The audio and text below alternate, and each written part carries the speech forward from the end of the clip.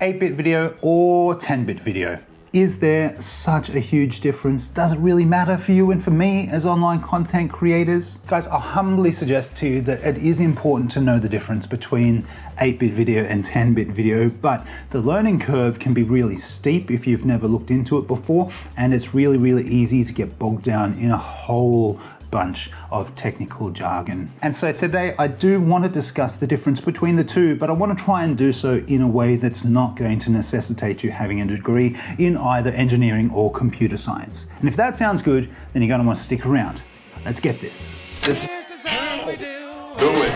What's up everybody, it's Shane here at Waiting to be Seen, and I want to welcome you to my home. Well, I want to welcome you to my channel, but I'm at home today. It is a beautiful, rainy Sydney day. I can't believe it. It's been heavy rain all day. It's first time in months and months that we've had a day like this, and so I didn't want to go anywhere. I figured, you know what, I'm just going to stay home and I'm going to do the video from home. So, welcome home. With that being said, let's jump right into our discussion today, which is looking at 8-bit and 10-bit video. If you are not a professional videographer, I would suggest that there is every chance you have been capturing in 8-bit anyway.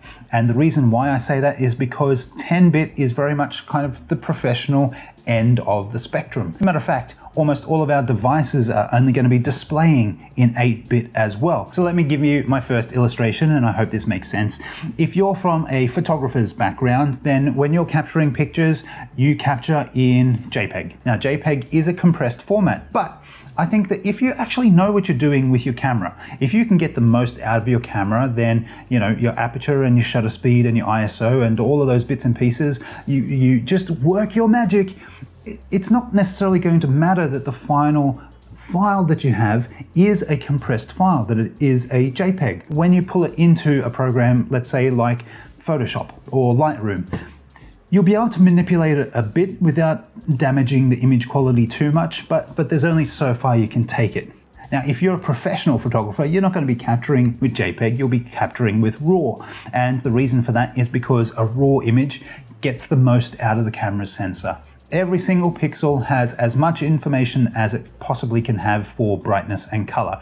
So then when you pull into your editing programs, you've got a lot more flexibility to be able to really heavily manipulate your images and make them look exactly the way you want to, even if that means making them really creative. I think it's fair to say that it's a little bit similar with videography. At its simplest, the difference between 8-bit and 10-bit is the availability of color and brightness information that is being captured in your shot. Now, you've probably heard the term RGB before. If you haven't, well, basically this is what it means. It's talking about red, green, and blue. Now, when our cameras capture in 8-bit, it means that each one of those colors actually can see a level of brightness, and that level of brightness is 256.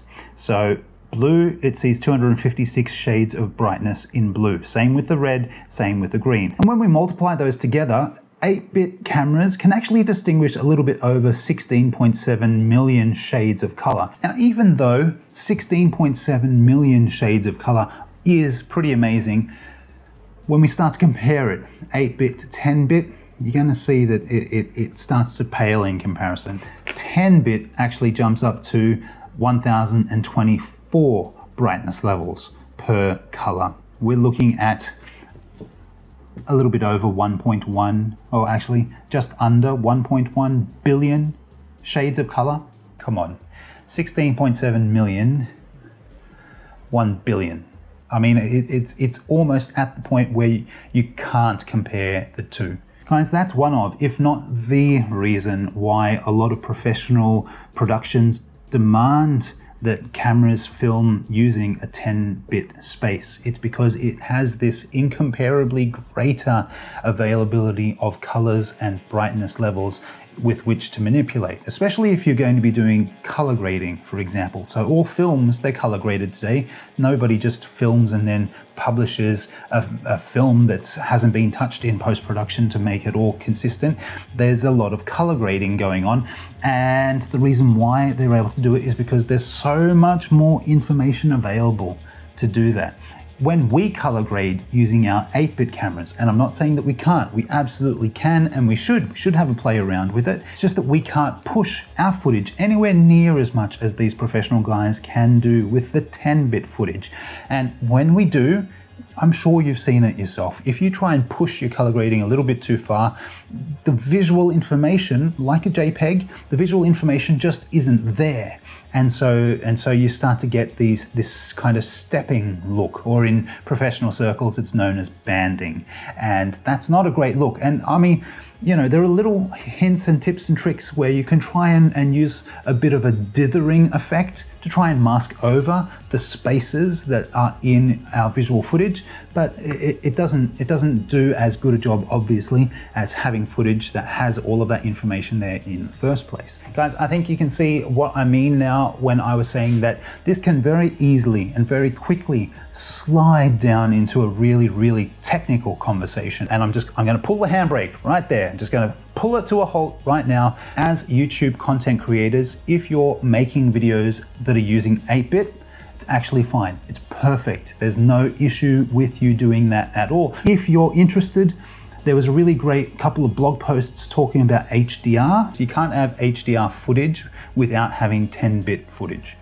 You just can't. I'll link the first one in the description down below. So if you're actually interested in finding out more of the technical information behind 8-bit and 10-bit video, you can have a look at that at your leisure, and I'd really encourage you to do that. As for me though, I'm gonna wrap it up there. I hope that you've enjoyed today's video. If you have, then give me a thumbs up down below. And if you think that content such as this one is of interest to you, then why not consider subscribing to my channel as well. You guys know the drill. All you have to do is click on the big red subscribe button down below, click on the notification bell right alongside that, and YouTube, they will do the rest.